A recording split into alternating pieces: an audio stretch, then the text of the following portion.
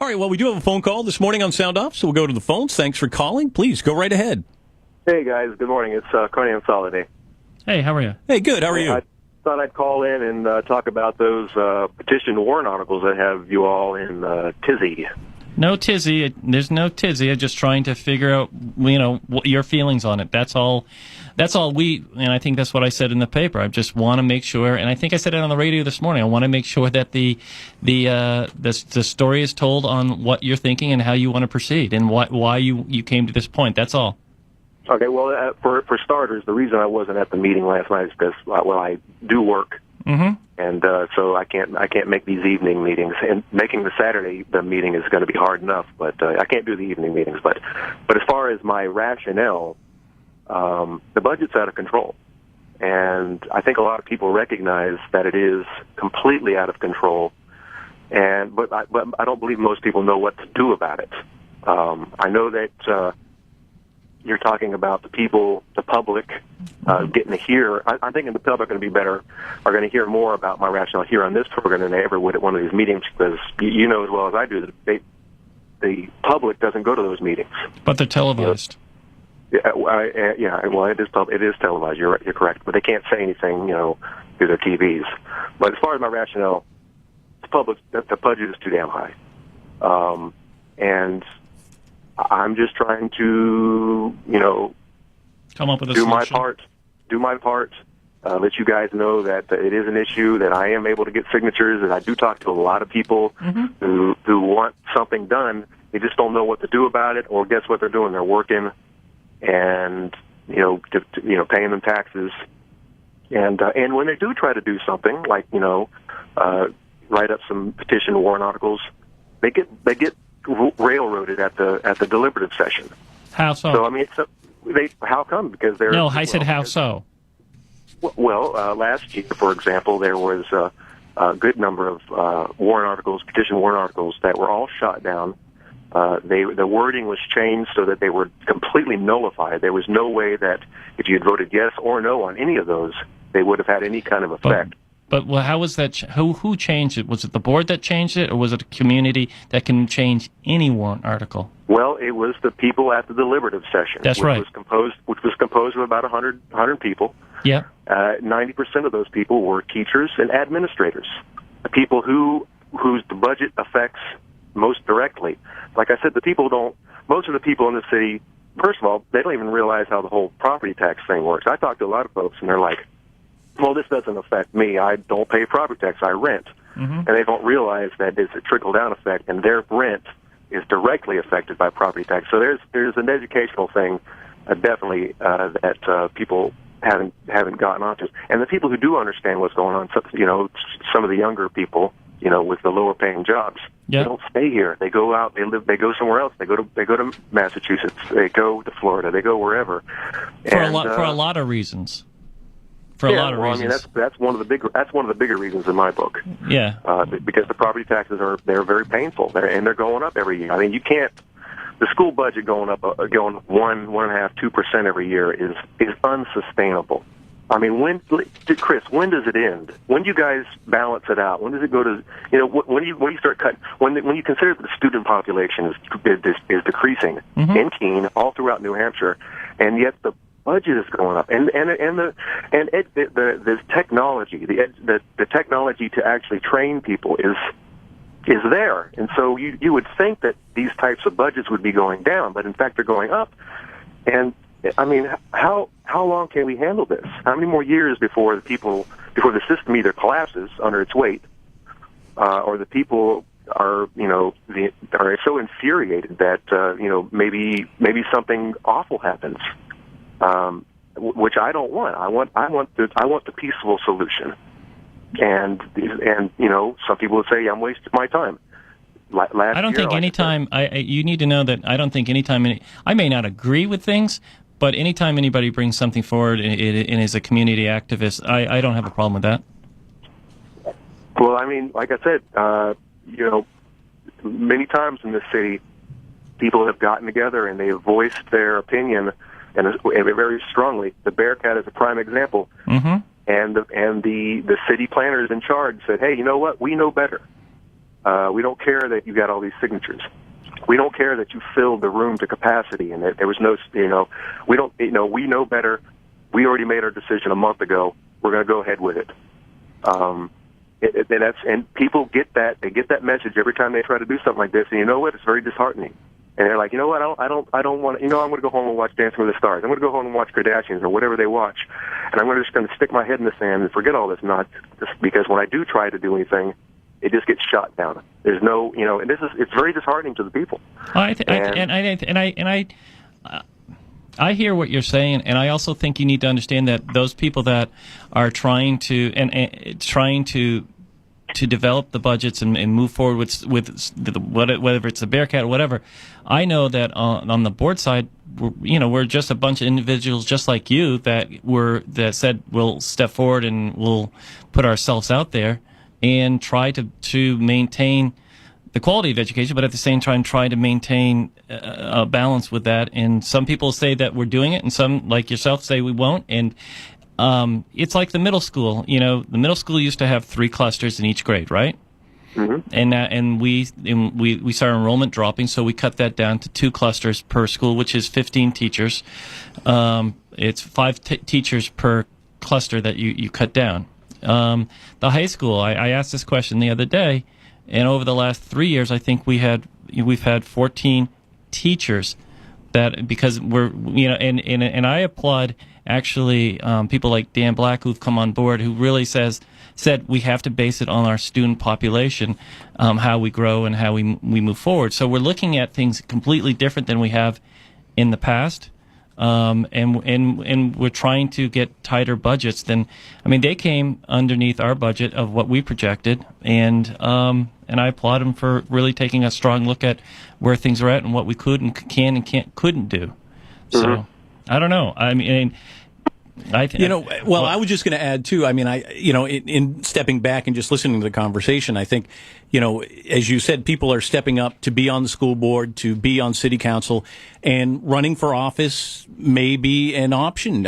Something, I know people work and everything, but you work, I work, everyone works. And if you want to change the system from within, then maybe running for school board and running for city councilor may be a good start. And I think sometimes it's disheartening. I guess Conan's gone, but I'm still here. Oh, I'm sorry. But I think it's disheartening for us too that we're perceived as not caring and trying to do what's in the best interest of the community. We're just at a disagreement.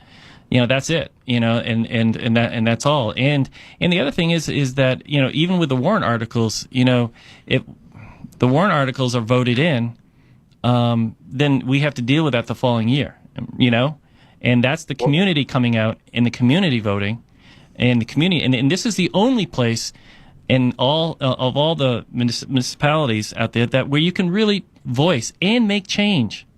And I've said that 100 times that the first session is where the community comes out and they can change anything. Yeah, well, I honestly don't think a lot of people know or understand how the process works. I'm still learning the process myself, and I follow this crap a lot. But all I can do is talk about it and talk about it and talk about it and tell people that the first session is where, if you want to come out and you want to have, where you want to hear what's going on, and if you feel like you want to make a motion, that's when you can do it. We present the budget and the community comes out. Let your listeners get to hear. The 7th of February, deliberative session, 9 a.m. at the high school. Right. There's going to be 4 petition warrant articles. They're all focused on, one of them's focused on eliminating some powers, and the other ones they deal with the budget.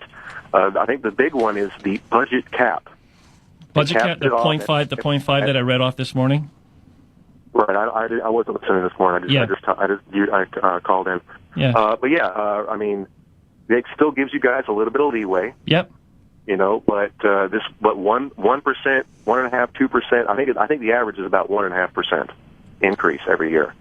It's unsustainable over time. I don't think that's the way to. It's not the way to. No business would ever survive going up like that every single year. They would have collapsed a long time ago. The budget this year on the expense side is at 0.98 this year. It's under 1%. But with revenue decreasing from the state, what it does, how it affects the tax rate is different. And that's what you're talking about. Your 0.5 would allow the tax rate, not the expense side. And so the expense side would have to match up so that 0.5 was, that when they figured out the tax rate, that it would hit at 0.5 or less. Right? Right. I don't get it, but I'll do the math. No, but right now our budget is going up by 0.98%, which is less than 1%. And it's what you're talking about is that local tax is raised by more. It won't be able to be raised by more than 0.5%. The 0.9 is what we're expense side wise, but when you apply it to the tax side, it's different. It's actually higher than that because of revenues dropping because of from the state, from enrollment. There's a litany of reasons why. But we're understanding of that, and we're trying to come up with ways to do that. It's one of the reasons why we started the endowment. That will actually we've been able to get our 501c3 in place and be able to start raising monies privately.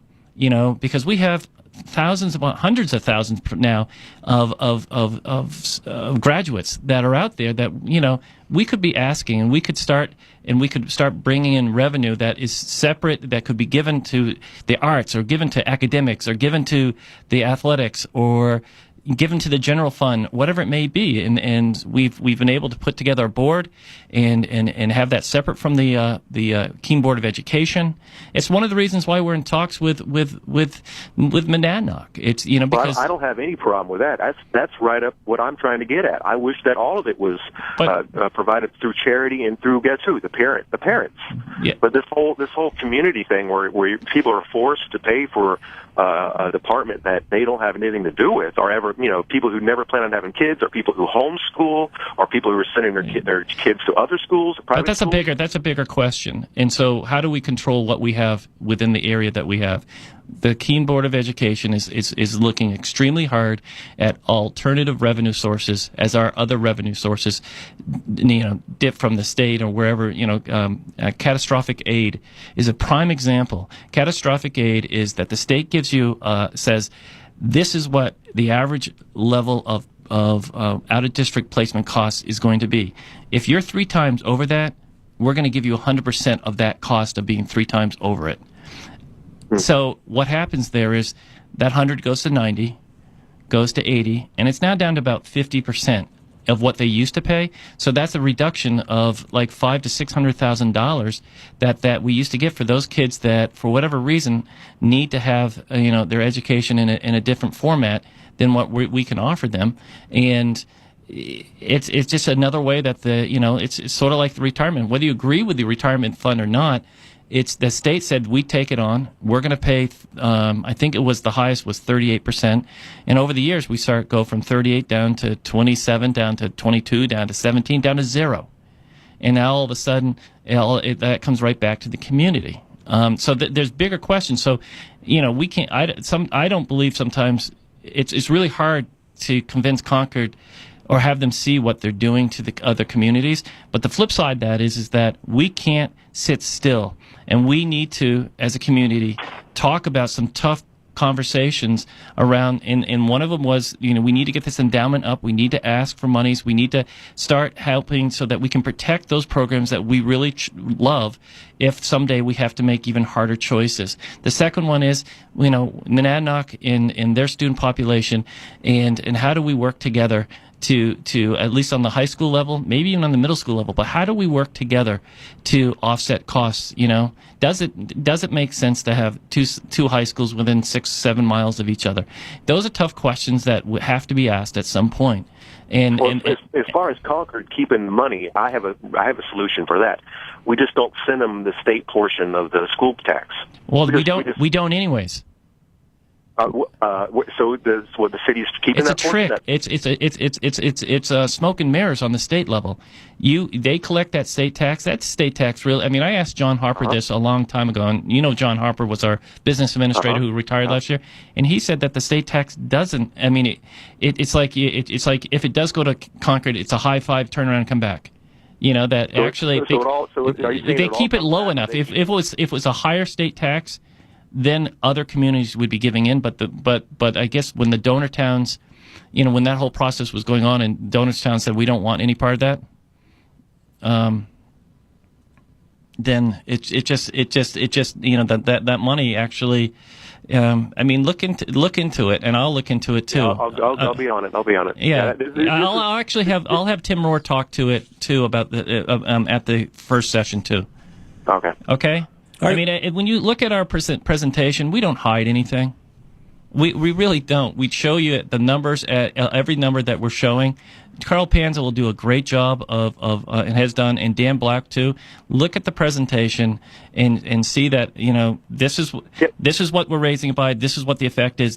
And all through the budget, it's the same way because we want the community. I understand it, but if only 100 people are getting that information, and then a few people who actually read it in the Sentinel or watch it on really TV, following this stuff.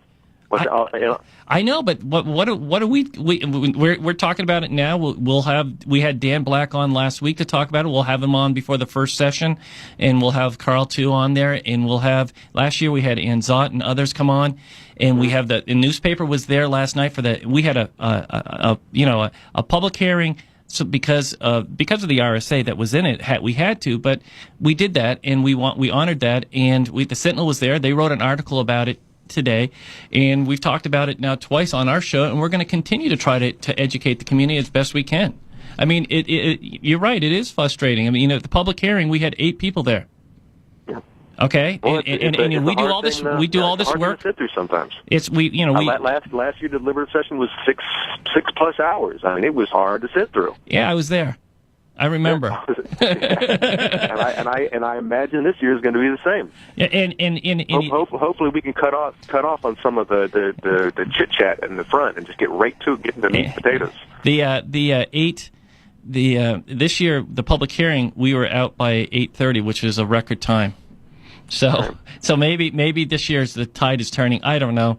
Yeah, I only submitted 4 this year as opposed to 7 last year, so maybe that'll help out a little bit. I don't know. Well, thanks for your kindness, I guess. All right, yeah. All right. See you, man. Thank you very much for the call. All right, take care. All right, appreciate it here this morning. And it is. I do agree. I think you guys are trying. We talk about it here on the show. Dan talks about it in his show. There is a level of apathy out there. It happens to the city too. The city, has their budget meetings every year. They're talking about $50-60 million a year on an annual budget, and 1-2 people show up for the meetings. And it's the same way on the city too. Yeah, city has multiple meetings. Yep. about the budget, and you can go there, and they always have public input. And then they have a night where it's about public input, and 5 people show up, 2 people show up, at the most 10 people, but. You talk about a Bearcat, you pack the room. You talk about the leaf pickup, you get a packed room. It's really interesting. It's really interesting. Yeah. Some of the heaviest times I ever saw people coming into the council was when we were talking about the roundabouts at all the intersections. When they were going to do all the intersections on Main Street, and right. And that was packed all the time. But it's we always want people to get out there. We want to hear their opinions and their thoughts. Well, we will continue to talk about all those issues here and on Sound Off. But right now, that's going to wrap up another edition of Sound Off with Chris Coates and myself, Greg Pregent, here on AM 1290 and FM 107.5 and WKBKradio.com.